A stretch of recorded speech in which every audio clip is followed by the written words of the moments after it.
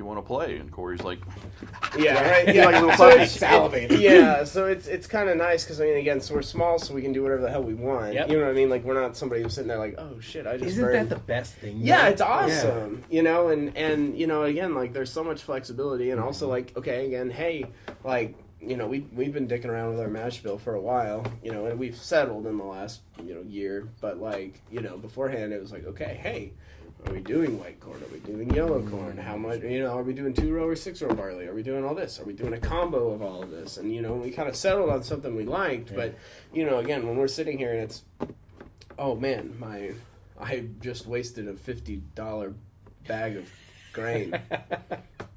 Okay, you know, like, it's like, you know, it you know, we're still on a smaller scale, so that's not like it means nothing to us, but, you know, in the grand scheme of things, it's like, okay, hey, let's go buy blue corn or yellow corn or whatever. And just Well, it can add up too. Obviously, Yeah. you're messing up with 50, 50, 50, 50. Like Yeah, it adds up real fast. the nice thing is we can, if we do mess it up, hey, look, we got a new vodka run. Yeah, Yeah, see, there you go. Yeah, It's a little different than our normal vodka, but it's you know, it's fine. yeah. it's a limited edition. There you go. Yeah. Oh my god. Well, so for people that don't know, really, when you guys talk about white corn, yellow corn, blue corn, roasted corn, talk to us about what the taste profiles is for the spectrum that is the corn.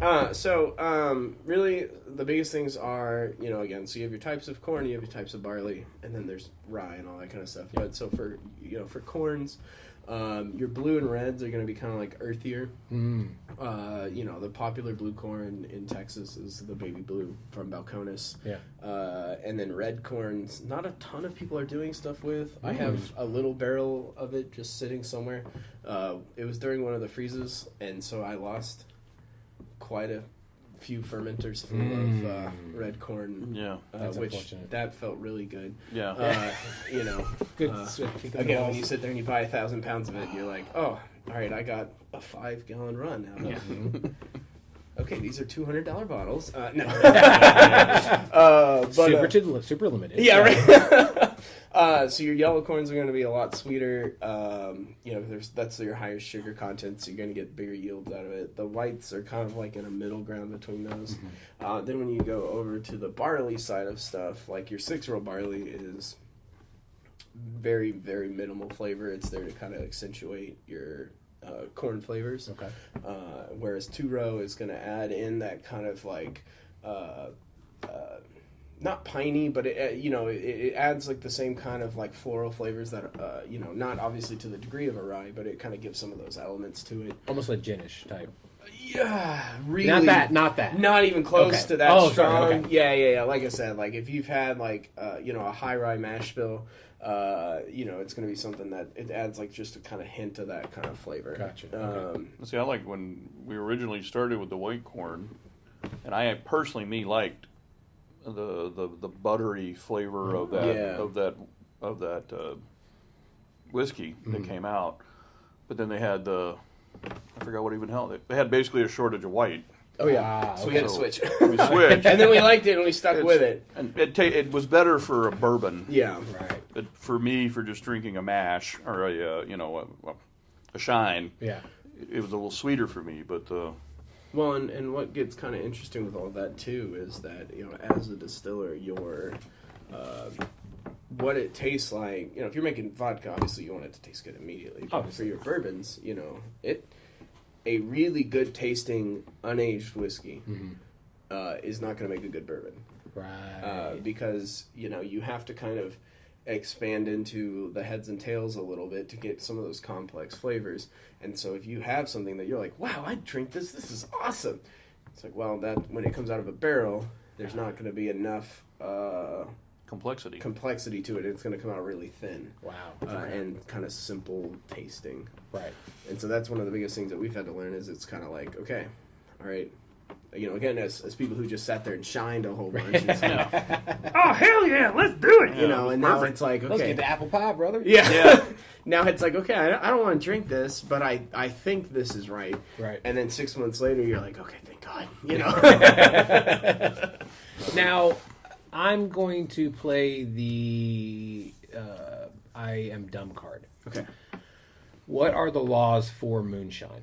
So it depends on the state that you're in. Yes, that's why I asked, because we are in Texas. Yes. And so that's why I asked, because I know Texas. So I was in wine for 14 years. Okay. So I know that TABC can be very dumb with their laws. Yes. And a little Nazi-ish, but that's a weird term to even use anymore. Not The necessarily. world, very strict. Yeah, I will say that. yes. Not So I was a little worried when I first started, but I had read. So in Texas, you are not allowed to own an unregistered still, even for water purification or essential oil or oils, essential all that oil, kind of anything. stuff. Nothing. Yeah, so that's why when we say allegedly, that's right Yeah. for You sure. know. Yeah, But then because it was alleged. it was Yes. allegedly. But then I read a great article, and I can't remember the gentleman's name, who's now head of TABC. He's like, look, guys, if you're doing this at home and you're following safe protocols and stuff, we're not coming after you. Now, you go out there and you start selling it to your neighbors, you might have a problem. Yeah. So I felt a little better. Right. But for those of you who want to play home distiller, I did find out later, which I never actually told my wife, if you cause a fire, your insurance company can deny claim because technically you're doing something illegal. Well, it's still a good thing you put those boards up so that. in That, case of anything course, did happen. yes. Yeah. Well, and normally, ethanol goes boom; it doesn't really burn as much. Oh, good so point, yeah. the whole house. No, honestly, it's yeah. I told my wife, if something goes wrong and I die, grab the frozen turkey out with the oil and make it look like we were frying a turkey, because then it's legal. Yeah. And it's funny, like it's so hard to like. It is like so like again you get like a home distilling kit, right? It's literally like you think about the term pot still. Yeah. It's literally a pot. Yeah. And so it's got a pot lid. So it's like, oh my god, what are we gonna explode? And it's like nothing. No. It's like a boiling beer. You know what I'm saying? Okay. Yeah. And even on our stuff, it's like so there have been some explosions in distilleries in the past, but if you go back and you look, like these are also early 2000s and earlier. And what these are is people trying to use like traditional copper pot stills and also doing it where instead of having like anything jacketed to where it's getting heated by steam or getting heated by electricity, they have open flames under the bottom. Oh. Yeah. I was smart enough not to do that. Yeah. Yes. Good. Yeah. And so, it's one of those like, oh, yeah, no, you have one valve wrong and it's time bomb. Yeah. So yeah, nowadays we got like little, like our pressure gauges go off at 5. Three. Well, one's 3, the big one's 5, I think. Yeah, but somewhere nice. around So there. PSI, yeah, That's good. So like, Yeah, and they both got safety vents on them, so if it's coming out of the condenser and it's not condensing, it'll steam off to the side so it doesn't blow you in the face. Very nice. oh yeah, there's all sorts of fun Technology. stuff. Yeah, exactly. Love it. Yeah. Like our panels, we have the one in Roanoke, we had a double emergency, so we had one panel had a stop, the main breaker has a pull, so whichever side of the room you're on, you can kill everything. That's awesome. And then We almost died only once. Okay. Well, there's only one time. You let's learn. not talk about that. Yeah. Let's not talk about that. Yeah, let's not. I don't want the insurance company to call me later. Hey, we were listening to this. Yeah. Hey man, that's more listeners for him. So I That's think that's a true. win. I mean, if more insurance people want to listen to me and then maybe sponsor, so I get free insurance. So insurance is a racket. No offense, but And it's funny, in the distilling world, there's not a lot of insurance companies. So we were very lucky to find a great one out of, Oh, I have no idea. it's called Windstar. I just forgot where the hell they're out of, but they're close. So. Okay. Nice. But, It's in Texas, right? yeah, they're in Texas. But that's all they focus on, distilleries and breweries. So Oh, they know so smart. I should have gotten. Oh, to yeah. that. Oh, dude, there's all sorts of fun little rackets you can do for insurance because you can do that. There's insurance for like again when I was doing insurance for like musical instruments and stuff like that. It's like yeah. it's like $100 a year and it'll cover $20,000 of damage, Yeah. but they get real loosey goosey on what the term damage means. Yep. Yeah, because kids are dumb and they will just do the Yeah. yeah. dumbest things when it Like comes somebody to. putting their mouthpiece in wrong and getting it stuck. Yeah. Was that you? Uh-oh. You can answer that one, are you? Oh no, there was just a time where when I was in, like what was it, like 6th grade or 7th grade, I had my mouth. I played tuba. Oh, okay. Yeah. and My so- my buddy who's also a music teacher. Yeah. Do you know Fratto? Brian Fratto? It doesn't sound Okay. familiar. Well, he's a tuba player. It's a small And a world, music so teacher. it was worth asking. I imagine you guys yeah. may. Yeah. You probably met him. Yeah, honestly, drinking probably. I mean, you're both white, bald, and have beards, so I mean. All right, that's like and fat. That's like all tuba players. Yeah, Maybe I was So is, I mean, he's a.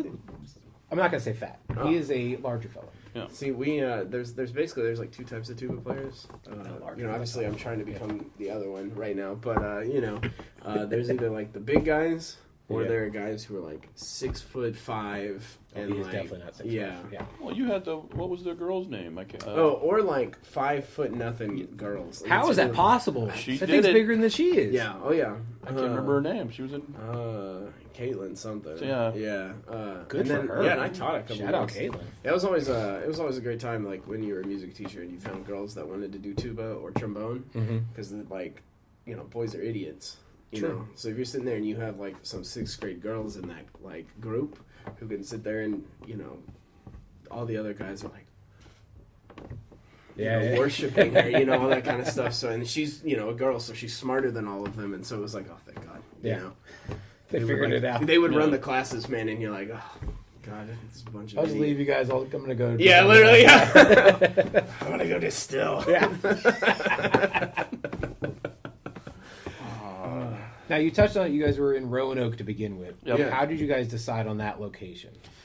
It was really weird fate more than anything. Okay. We had been talking to a different owner there in Roanoke and could never quite get together on what we wanted to do. And then, meanwhile, I'm talking to the city and saying, I want to make sure, are you going to be okay with us coming in? Is this something you guys want? They were very yes, great.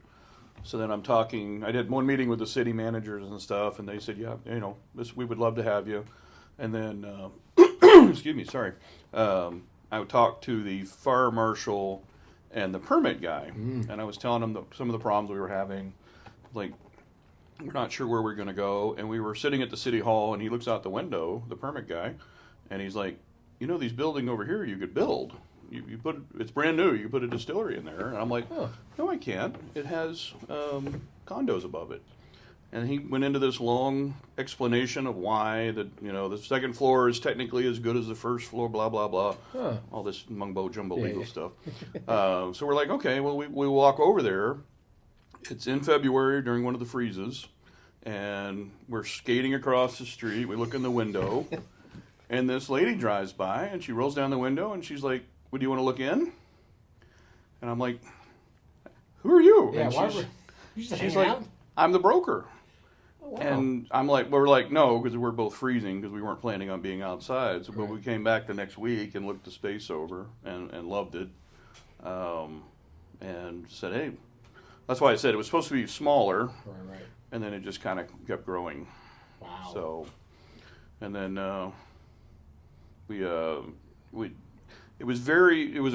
it's a beautiful spot. Love the city, but the distillery side of it was really hard. We didn't have a back dock. As we mentioned, it was very small. We were running so you into get deliveries to the front door. or through the kitchen. Oh, Yeah. Wow. Well, and then it's like, okay, so it was literally like, again, the distillery was in, there were glass walls and all that kind of stuff, but, it was in the building, you know, and so like, okay, hey, we want to do something during lunch, but there's, distillery equipment's loud, and so trying to get that all to work, and then it's like, okay, well, then when do we distill and all that, and so then, and then that, and just, spent grain, you get, he's filling up 50-gallon drums of spent grain every time. 100-gallon drums of spent grain. I mean, yeah, you're right, yeah. But yeah, so you're sitting there like, yeah, literally, then, you're having to sit there and like, where do you put it? There, the Yeah. building wasn't set up for. It was great for a restaurant. It was a beautiful restaurant, Right. But for the distilling side, it just was hard. So then we were, we mentioned we were good friends with MBS, and they called Corey one day and said, "Hey, Red Yard's open." What used to be called.